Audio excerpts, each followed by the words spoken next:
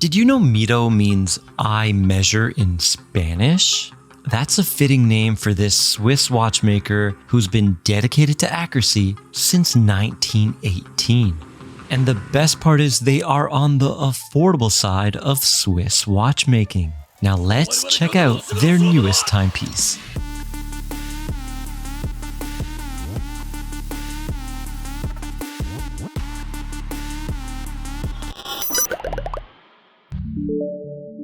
Introducing the all-new Mido Multifort TV Big Date. Handsome through and through, this watch demands attention. And the first thing you will notice is that unique bezel shape. It resembles a vintage television screen, and if you look closely, you will notice at the 12 o'clock position, there is an engraved marker. They had to get creative here because the Big Date feature stole its position on the dial. And speaking of that big date, it employs 2 discs, and I love the effect when it changes over. It's a game changer. Once you have experienced it, you'll never want to settle for a tiny date window ever again. It's got incredible at-a-glance legibility that my aging eyes really appreciate. And the legibility is further enhanced by that disappearing crystal. It is a flat sapphire and it has anti-reflective coating on the top and on the bottom. Let me know in the comments section, how do you feel about top-coated AR? Now, Mido really nailed the aesthetics of this watch with some clever detailing. They struck the perfect balance with those highlights, just enough to catch the eye without being overbearing. The sides of the bezel are high polish, the rest of the bezel and case are brushed to perfection. And let me mention those crown guards. They are sleek quarter circles that hug the crown snugly. The crown is a screw-down crown, high polished with a slit style grip. The crown contributes to the Multifort's impressive 100 meters of water resistance. Now let's check out the dimensions. I got 39.5 millimeters on that case, not including the crown guards. And I got a secret measurement from 3 to 9 of 31 millimeters. The thickness is only 11.7, and we got no drilled lugs and a lug to lug of 46.8. Alright, we got excellent sizing on paper, but be aware, the secret measurement isn't as helpful here, as this watch will wear larger than its number suggests. But you guys be the judge on the faraway shots and let me know how it wears. Switching gears now, let's focus on the bracelet. It's 22 millimeters and it tapers down to 19. The construction is a 2-piece H-link design that's very comfortable. And it even has quick release spring bars so you can swap it out with a strap if you'd like. However, there are some negatives. It's a butterfly clasp with no micro adjustment system or smaller links. That's a misstep.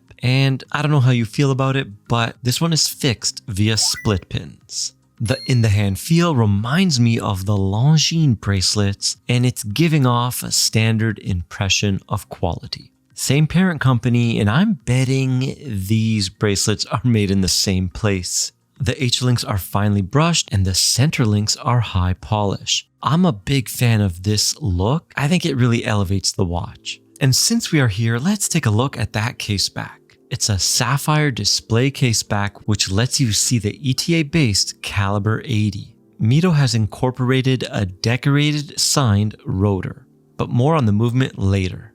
Okay guys, let's check out the lume. The Multifort uses Swiss Superluminova BGW9 with that pleasant blue glow. The strength is pretty decent with thick lume-filled hour markers. Speaking of the hour markers, they look like really tiny button cutouts with a disc of lume filled in. I'm hesitant to call this a sandwich dial. It seems like it's built a little differently, but it is raised and the base just has hash marks on the edges, which lead you to a tapering chapter ring.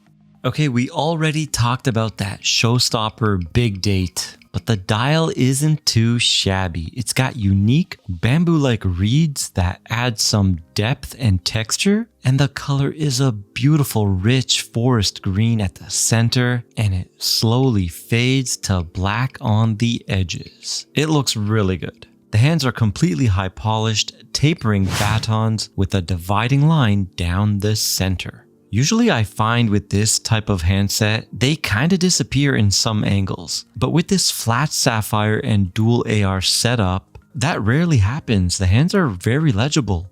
Okay, let's see how she runs. The Mido is powered by Caliber 80, which is like the Tissot Powermatic 80, but this one does not have a silicone hairspring. It's got the Nivicron, which is a titanium-based alloy that reduces magnetic effects while increasing resistance to shock and degradation. The balance is free sprung and it has 2 weights for regulating. Now let's look at the rate. We got 9-9, a very powerful amplitude at 300, and the 4th and final round plus 8 seconds a day. In 1934, the first multi-fort was released. And this latest iteration will set you back, wait for it, 1270 USD.